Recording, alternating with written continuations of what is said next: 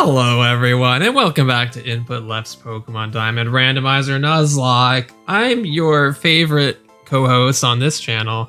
My name is Will, and the less favorite co-host is just across from me. Not actually. His name Virtually. is Joe. Yeah, I'm typically put B on a host tier list, including currently 2 tiers for 2 hosts. You, of course, being A tier. My mom being S tier. Yeah. Right. If she's a hidden unlockable. Not yet unlocked. Maybe the day will soon come. Maybe one day. Hopefully not. Honestly, maybe for the best. Nah, yeah. Anyways, I'm here. You may have noticed our location changed from last episode, and that is because I did a little bit of reconnaissance, and I believe that there may actually still be a legal Hearthstone Hearthhome city encounter for us. Now, previously we mentioned that the girl who gives us the EV will only do so in the post-game in Diamond. Right. But I believe that this fine gentleman here will actually give us an egg. And I remember saying in an earlier episode that the way I treat eggs in Nuzlocks is that they count as the encounter for where you're given the egg, not where they hatch. And the reason I do that is because if you wanted to, after being given an egg, you could just go to any town where you don't have an encounter and hatch it there anyways. So I think it's fairer this way. Well, that's exciting. Let's go for it. I think we might just... Yeah, there is. I don't know what this normally is. Like, is this like a Why Not or a Hipini or something? I don't know, but it's going to be random, so... I know. I think... Sorry, go ahead. I'm just going to say you're a Pokemon god. You knew that. Yeah. You're a real expert at this game. I'm a real expert. I think I am. I bet this came to you in the middle of the night in a dream. You were just like, oh yeah, I remember that dude. No, it was actually...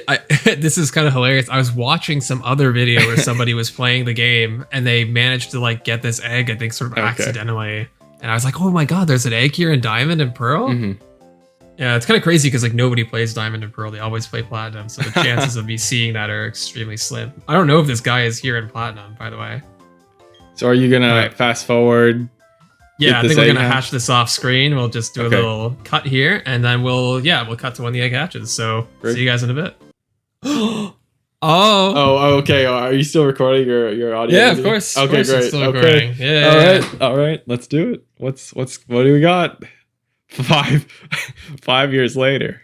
Yeah, throw in one of those SpongeBob time skips. 5 years later. Exactly. Yeah. Because that took a long time, a little longer than we expected. It was about 20 minutes on fast. We're thinking it might be a legendary. All right, let's see. Yeah. Oh, come on. Come on. Give me a Heatran. Give me the money. Oh! What, you don't like Articuno? I mean, it's good. It is good. It's probably one of the best ice types in the game, like next to Mamoswine. Yeah. But it's not amazing. It's not the best legendary. Like, since we knew it was going to be a legendary, like, could have been better. Right. It's no Zapdos. It is... Yeah, Zapdos is definitely better, for sure. So what are we going to name this thing? It is non-binary, technically, so consider that. I don't know if we can... are you gonna? We're gonna factor that in. I'm just saying we can. We can. Want to. Don't have this to. Is someone from the chilly north. You know. It is. This is could be North Dakota, could be Minnesota, could be Canada. Dude, let's get a little farther north than that. Could be the true north. The true strong north. And free. Where's that? That's Alaska? Canada. Oh, but we could also do Alaska. Alaska. Well, are there? I don't know any Canadian figures that come to mind. There's Jagmeet Singh, right? That I think he's in the Parliament. Who did like a stream with AOC once, like an Among Us stream. Oh, okay. He seems like a cool guy. She did it with a Canadian parliamentarian? Yeah. Well, that's great. Why don't we do that?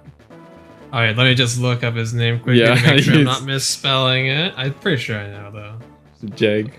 Moves like Jagger. Yeah, there we go. Well, that's absolutely fantastic. Yeah, could have been better, but glad we saw the egg and we saw like a hidden text or some really rare text for like taking extremely long time. It took 20 minutes sped up on the bike. So yeah, but worth it. How do you say it? Jagmeet, I think. Jagmeet. Just, yeah. All right, nice jolly. Yeah, there you go. He's exerting his pressure. There's a lot of power behind that. So oh, yeah. I guess he's gonna be on the team, right? He has to be. No. Yeah, for the time being. I mean, I think we'll take the experience share off of Justin Trudeau and move it on to somebody who really deserves it. You know, so. Yeah, this is a step above Snorant Trudeau. Well, that'll be great. All right, so what are we doing now? Do we have another gym? Encounters? Yeah, so I think some encounters are in order. I want to delay the third gem a little longer because I want to try to like optimally get to this point where we can do the third and fourth gyms like back to back, which is really good. Or I don't know, really good, but like we almost have to do it just because the level cap is the same for both gyms, so it's kind of optimal. I might feel, I don't know, it's gonna be a little rough because our Pokemon are kind of getting up to that level limit. You know, they're at 27 now. There's not a ton of required trainers between here and the fourth gym leader, but there's a few, right? Oh, yeah, exactly. Oh, you don't want trainer tips? No, I don't. I'm arrogant. I'm arrogant as all get out, and I don't need any trainer tips. That's what I'm saying. You don't need any help with this baby game. You've got it all under control. Yeah, exactly. So we go to this route just south of this town. Exactly. Great. Well, that's exciting. Looking forward to. So we have an encounter actually right away. Yeah. Here. Okay. Right here. Great. Right now. Well, big this guy though. This is gonna be actually gatekeeper. If you go all the way to the left, he can't see you. I guess I should have tried it, but I doubt it. Yeah, but you want to fight all the trainers anyways. Don't even pretend. What can I say? I'm a dirty, dirty boy. The great pretender. The great pretender. Yeah. I don't remember what that is actually a reference to, but. Well, there's an anime called The Great Pretender, but I think it's something before that. Oh, okay. I think it's yeah. Yeah, I think that is an allusion to something else, but I don't know exactly what. Right. Maybe like Lupin or something. I don't know. Are you hesitating to take the life of this? Yeah, because I mean it's got bite, and that will do like 10 damage. So. Oh, okay. Like unironically, like this is a concern of ours. No. Oh, it did 12 damage. Well, just a few crit bites will take you out. That's true, with that sandstorm, easy to forget to factor that in your calculations. So, I wanted to tell you, I got Pokemon Snap. Been playing it. Yeah, the time of recording that just came out for reference, because this video will probably come out like a week or two after. Oh yeah, for your reference, it came out like yesterday or 2 days ago. Yeah. But really, really relaxing game, as you might expect. So far, that's my experience. I've only played 2 maps. I'm getting some Sonic the Hedgehog vibes though. Really? And let me explain. They break up their stages. I don't know if they did this in the original because I only have seen gameplay of the original, but like night version, day version, and then as you level up, you unlock like seeing more Pokemon. So you're going through the same course like many, many times, which I'm like, oh, they did this to expand gameplay time without having to just create a bunch of maps. Right. So this is an infamous Registeel sprite. This was changed in Platinum. Oh, no, we might have to blur that out. Sprechen Sie Deutsch, mofos. Yeah. Yeah. If only Yagmeet had a little more level on him. I don't think he'd be a good selection, but... So I am of two minds about this. My first thought is RBG because of Explosion. I don't think it still has Explosion at this level, but you never know. The second thought is Mayor Bernie's probably the best counter, so I think I'm gonna go with Mayor Bernie here because RBG will just do like 0 damage to this thing. Well, I guess Nitro. I'm hoping it doesn't have like Earthquake or Magnitude. I don't think it has any ground moves. I don't think that we need to worry about that. Okay. Well, Metal Claw did very little, so that's good. Yeah, this person actually has like a decent sand team. They led with the Hippopotas. Yeah, that's kind of annoying. Who greenlit this version in the US, you know, and just thought that was fine. Didn't look at it, you know? Yeah. It's like we're playing a Pokemon parody game. I think it's just like they probably just weren't super thorough, like looking through every single sprite to make sure that like they're like they probably just didn't expect there to be anything that could be like this, right? Right. Yeah, the localization, folks. They named people after bikes, but they didn't. Or was it? Yeah, was it Axel the biker is where they put their time and not see the Registeel. Yeah, exactly. Not Hans the Registeel. Right. I'm just doing my job. I'm just following orders. My trainer's orders. Yeah. Yeah. Oh no. Wear your mask. What? is that like a Republicans version of the Nazis? Yeah, that's wear your mask and practice social distancing. Free housing for all. Jews are on our side now. This is the ultimate fear of the Republicans. Oh man, this is kind of an annoying one. Dude, Giraffering is like the stuff of nightmares. When you think about it, yeah. The tail, I would always like, as a kid, kind of imagine like reversing Giraffering and the front is the tail and the rest is like a brown matching body. Absolutely terrifying. I think I've seen like fan art like that. I'm sure. You look at a lot of fan art? I mean, I don't usually go out of my way. Pokemon fan fiction? No. I did write some Pokemon fan fiction when I was a kid. Nothing too serious, yeah. Like not as long form as some other fan fiction I did, but a bit. Release the will cut. Release the will fan fiction. Yeah, I had like two main ones I remember doing. One was more like mystery dungeon inspired, so it was like a bunch of Pokemon, like there weren't really any trainers involved. And the other was more like a sort of retelling of one of the game's stories, or so I think it was more of like a sequel to Emerald, basically, almost. It takes place like a couple decades later. That sort of thing. Well, comment if you'd like to see Will's old embarrassing Pokemon fan fiction.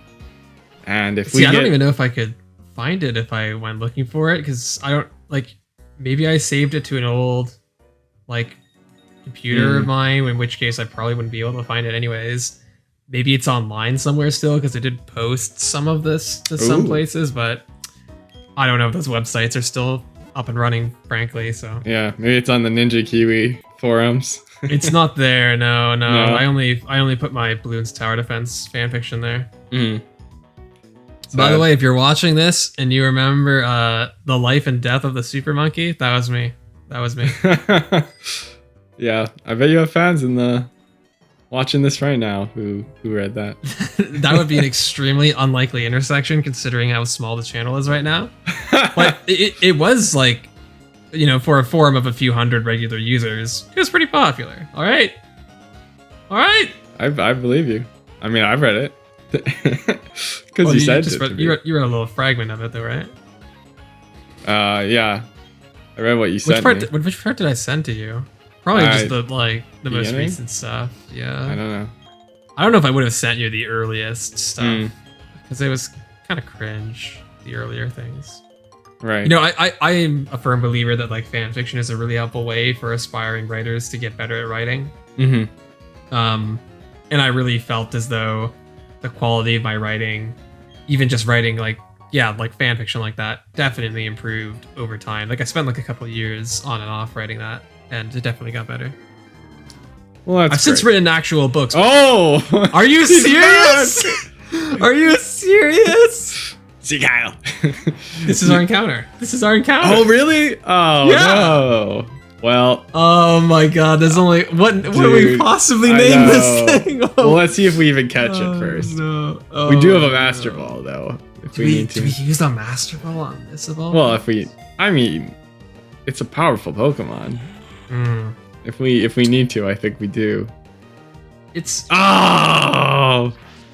you know what? Maybe that's for the best. Yeah. Is that not gonna hurt? Oh, good. Yeah. That's why I didn't switch partly. Yeah, to be honest, I didn't want that thing on our screen. Saluting. The back sprite, I don't think is as gung ho about its political allegiances, Right. but yeah. Holy crap, that's so funny. Self-destructive ideology there. That's all I have to say. Yeah, he didn't wear his mask. Alright, well this is a new encounter too. Oh, okay. Will-O-Wisp. Will-O-Wisp. That's you. That's me. Oh, yeah. Oh, I love this dude. Does he actually make progress on the wall? I forget. Yeah, so the way it works is that like after talking to him, if you like the more different unknown types you catch, like the more different letters you catch, the bigger this tunnel gets. And if you catch every single letter, I actually did this the first time I played Diamond. If you get every single letter of unknown, he I think tunnels into a new part of the Salacion ruins where you can get the question mark and exclamation point unknowns. I think that's how it works. That's a Nuzlocke nice, is pretty good. Nice little bit of flavor. Ooh, yeah. Yeah. Ooh, Snorlax, one of my favorites. Well, Come on. that's great. We can name him Joe.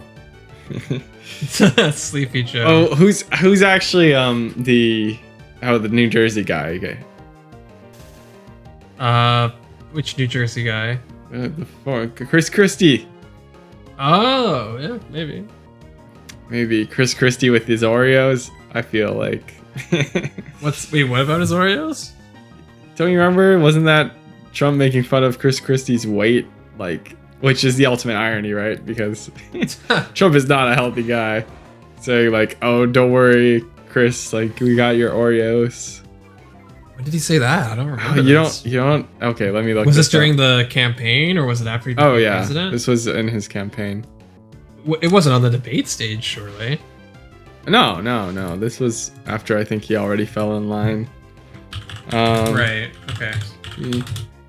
Chris. I remember the classic like, look at me, I'm Marco Rubio, and he's like throwing the water bottle around. I hate to admit it, but that was actually pretty funny. I'm Rubio. Yeah, but I don't remember an Oreo Christie thing. I remember Christie having like a pizza thing, but that might have just been people comparing him to the pizza rat. I don't know. All right, here's the headline. Trump tells Chris Christie no more Oreos, despite having stake in company that makes them. Donald Trump and Chris Christie won't be caught with their hands in the cookie jar, now that the political duo has announced they will be boycotting Oreos. Trump appeared for the New Jersey governor in Lawrenceville, New Jersey, and said Oreos manufacturer Nabisco is moving its production facility to Mexico. He and Chris Christie will no longer nosh on Milk's favorite cookie. I'm not eating Oreos anymore. Neither is Chris. Don't feel bad, Chris. No more Oreos for either of us. Oh, is this because they're moving their plant to Mexico? He's like, unacceptable. No more Oreos. No more. Yeah. I just remember though, it really sounded like he was, and he has bonds in Mondelez, the company that owns Nabisco, of course. But it made Chris, I know you love your Oreos. Yeah, Like I think a lot of people took it as like he was making fun of Chris Christie for eating Right. Oreos because, you know. So that was the kind of funny thing. But everyone knows Hydrox is where it's at, so I won't even give time to the story. So I guess that's what we're going with. It is male. So. Look, yeah, it's perfect. Chris Christie. You know, he's the kind of guy who shuts down the publicly owned beach. Oh my god, dude! Yeah. That's actually even more perfect than you were just talking about. Because Chris Christie literally shut down the bridge, just like Snorlax shut down the pathways in Kanto, and one of which is literally like a bridge. Right. Oh my god, so that's so imagine perfect. Chris Christie laying down on the bridge just to stop the was it his opponents from voting? I don't remember. I know. I think it was just like political retribution for somebody not falling in line. Like I think it was actually just like a very petty thing. Oh, that's actually more perfect than I realized. I'd love to give him on our team, you know. That's one of my favorites. And a very powerful Pokemon has evolved. Definitely. But yeah, we're in a good spot. We got the legendary. Too bad we didn't get the Nazi-esque Registeel. Yeah. Good content though. It would have been even better content if you'd gotten it. So, I was talking a little bit about Pokemon Snap though before we were interrupted by Registeel, right. I think. And yeah, it seems like a really relaxing game. I hope you get a chance to get to it. I'm also hoping that there's not just like 4 routes. And they're just good. I'm very curious how much content there actually is in the game. I've heard there's like a pretty decent number, like a lot more than the original had. I think the original had like 4 or 5 main areas. Okay. So I don't know if it's like quite a dozen, but I think it's like up there. So yeah, it's a nice. You feel like you're staring at the screen, and you get so into it that I think you feel like a little bit in another world, and it's no VR, you know, headset experience. No. That would actually be like one of the perfect games for a VR headset. And I know they won't do it because Nintendo doesn't own it, and Nintendo doesn't put their games on other platforms. Yeah. But I mean, they do put their games on mobile, but that's like the most they. True. I mean, not like their main games, they don't like port them to mobile, but they create like mobile spin-offs of their games. maybe they can do one of those cardboard Labo devices for Pokemon Snap. I mean, they could. They definitely could. Yeah. Have you seen one ever with one of those, or do you have one at home? Labo or like cardboard Google VR Dude, thing. Well, the Nintendo ones, I guess. I don't know. Yeah, the Labo thing. Okay, yeah. it's all Labo. All I the don't different think things. they didn't have like a VR thing. Oh no, they did actually. Yeah, they did do a Labo VR thing for the Switch. Yeah, didn't they? Yeah. You strap They the made, like, a Switch bunch to of your their face. games compatible. Yeah, basically. I've heard of people using it. I've heard a few people say that it's kind of good. I've never used it myself, and I don't really have any desire to. Right? No. Well, I think the Mario Kart thing is pretty interesting. That's another one, right? Like, you build the Mario Kart course in real life, and then I don't know if that's actually Labo or in the game. No, I don't think that's Labo. I think that's its own thing. Okay. I would never buy that, but well, it's moments like those. I wish I was rich and had kids, and then I would have an excuse. Yeah. But we're in a pretty good place. I celebrated yesterday was May Day, or International Workers' Day. I don't know how familiar you are with that.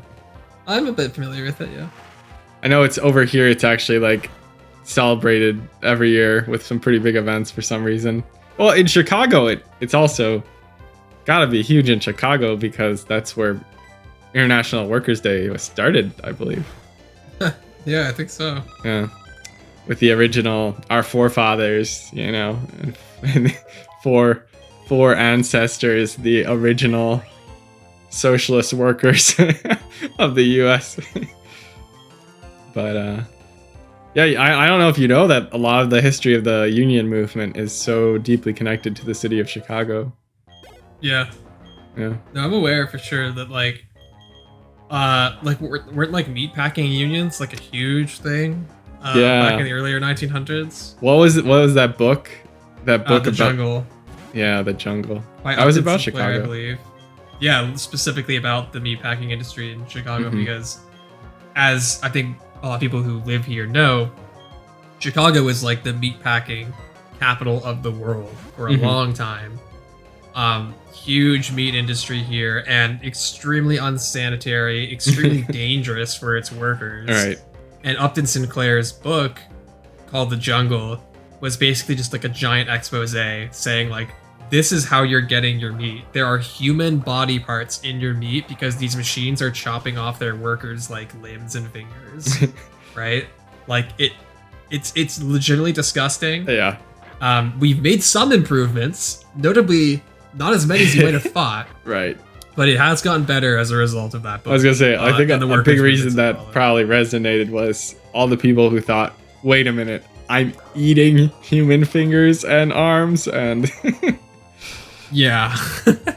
and suddenly, you know, it wasn't just empathy for workers, it was also, oh no. Think for yourself. And once people realize now that like, oh, I'm eating like squashed together baby chicks, you know, at McDonald's, like maybe you think twice. Maybe those chicken nuggets are a little less tasty, yeah. Yeah, it's like one chick per nugget. One chick per nugget. That should be the tagline. The chick per nugget ratio. It's a 1-to-1 chick per nugget ratio. That's why they call them chicken nuggets. There's a chick in the nuggets. Right. They're practically aborted. That's how young these chicks are. Yeah. I have had McDonald's chicken nuggets a little recently, like a couple of years back. Because I haven't had them in a long time since I was like a kid, right? Right. And I was like, you're telling you know what, me, I guess. Yeah. Well, I say right rhetorically. You know, you don't have to respond in the affirmative. Like, I guess so. Yeah. Sure. But yeah, I had them for the first time in a while, a couple of years back, and they're not that good. Like, I don't know why people are so addicted to specifically McDonald's chicken nuggets. I think the best meal items that McDonald's has are the fries. Like, those things are just very addictive. I think I feel like, and maybe I'm wrong, and if you really like McDonald's chicken nuggets, please comment in the chat. And actually, if you don't like them, also comment that. Because that helps us. But what I will say is I've never seen anyone do it without dipping sauce, and I feel like they're good dipped in like a good barbecue sauce, but so is like anything. And so yeah, I feel like, yeah, I think you're right. They're not actually that good. For context, I had them with buffalo sauce, which is my preferred way to Okay. eat chicken nuggets or tenders. Yeah. And yeah, I just was not impressed with them. And so I'll actually just ripping off the thing you just said. I heard an interesting perspective somebody said. So this guy was basically saying like, I don't know why anybody would ever eat chicken nuggets or like chicken tenders plain. Like, that's disgusting. And somebody responded back and said, well, let me tell you why I do it sometimes. Sometimes I eat chicken tenders plain. And the reason I do is because when I'm trying a new chicken tender, I want to know how it tastes by itself. Because anything will taste good if you drench it with enough sauce. Exactly. Right? Yeah. And I was like, yeah, that's a good point. Well, they have this brand that does it's like Impossible style, like meatless chicken nuggets, right? Meatless nuggets. Starts with a Q. It's like Curas or something. And they're actually like, I would say they're not bad. And the way you eat a McDonald's chicken nugget, if you eat them like that and you just drench it in sauce, you will not know the difference. And I made them, and because I've been eating mostly pescatarian recently, and I made them and I served them up to my younger brother, and I just put out the plate of nuggets, and I didn't say chicken nuggets. I said, "Hey, you want some nuggets?" He's like, "Sure." He started didn't lie eating to him. them. Yeah. He ate them all. Yeah. I asked him how they were. He said they were good. And I never told him that they were vegan meatless nuggets. I didn't tell him they had meat to begin with. So, there you go. There's an endorsement. Yeah, right there. Well, it just proves that, it just proves that for the most part, a lot of foods, we're tasting mostly the things we added to it anyway. So why, Yeah, I think that's really worth pointing out is that a lot of meat does not have much inherent flavor to it. Right. And that you really complement the flavor primarily through adding like seasoning and spices and sauces to it. So it's pretty easy, I would say, to mimic the texture, consistency, and flavor of most meats to the point where, with enough seasoning and stuff, you won't notice the difference. Yeah, unless it's like a really well cooked steak that like holds its own. For the most part, we're eating a lot of cheap meats that don't have a lot of their own flavor. Yeah. And it's being concealed. And it's the same for like a McDonald's patty and most fast food burgers too. The burgers don't have almost any flavor. It's almost all you're getting the texture out of it, but mostly they're just drenched in like mayo, ketchup, mustard, pickles, tomatoes. Right. Yeah, exactly. Very powerful flavors, right? The tomato and pickle. So. And cheese, yeah. Oh, don't even get me started on that Kraft American cheese though. Cheese product. Right. Cheese. Not actually sorry, cheese. Just to clarify, so we're not in any legal trouble. It's not cheese. It's cheese product. Yeah. Cheese Whiz. They don't spell cheese CHEESE, so they're not actually calling it cheese. Cheese with a Z, yeah. Yeah. That doesn't legally qualify as cheese. Just like Subway bread doesn't legally qualify as bread. Yeah, in Ireland. Heard this? In Ireland. In Ireland, yeah. Did we already talk about this, or is that somewhere else? No. I don't think we did. Yeah, Ireland was like, there's too much sugar in your bread. It's legally cake. Or something. That's great. Which is funny. But it's disgusting, also... But yeah, it's really disgusting. I mean, do they legally qualify as a restaurant serving legally qualifying food? I'm not so sure.